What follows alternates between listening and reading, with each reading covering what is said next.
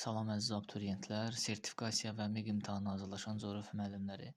Bu gün sizlərlə Güvən nəşrlərinin 10-cu siniflər üçün təşkil etdiyi sınaq sualları ilə qarşınızdayım və 4 sualın izahını sizlərlə bölüşəcəm.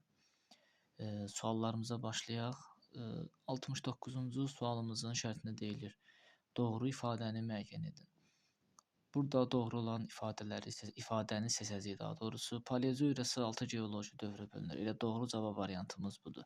Digərlərini oxuyaq.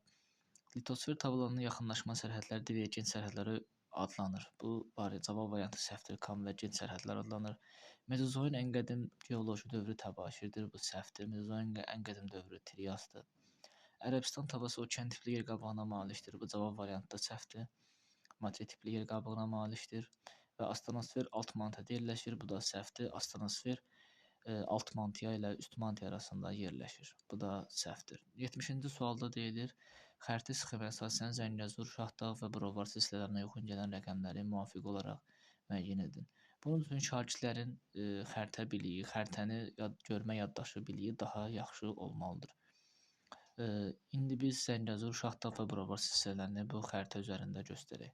Burada bir nömrəli ərazi Zəngəzur dağlarıdır. Naxçıvan Muxtar Respublikasında yerləşən Zəngəzur dağlarıdır. Zəngəzur dağları və yaxud da Zəngəzur silsiləsi də deyilir. İkinci Şahdağ silsiləsini bizdən soruşur. O da 4 rəqəminə uyğun gəlir. Üçüncü isə Brovar silsiləsini bizdən soruşur. O da 6 rəqəminə uyğun gəlir. Düzgün cavab variantı 1, 4, 6. Digər silsilələr isə 2 Murovdağ silsiləsi, 5-cidə isə Dərələyə silsiləsi verilmişdir. Növbəti sualımız 71-ci sual. İlüsum mineral bulağı hansı tektonik zonada yerləşir? Bu sualın cavabı mineral bulaqlar dərsini yadımıza salsaq, daha doğrusu İlüsum mineral bulağı Qax rayonunda yerləşdiyindən bu da Böyük Qafqaz qalxması mega antiklinoriumuna uyğun gələcəkdir.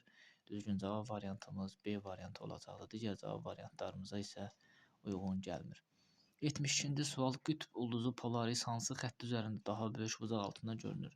Qütb uldusunun daha böyük buzaq altında görünməsi üçün şimal yarımkürəsində yerləşən dərəcə ölçüsü, daha doğrusu dərəcə qiyməti ən böyük olan enlik üzərində yerləşməlidir.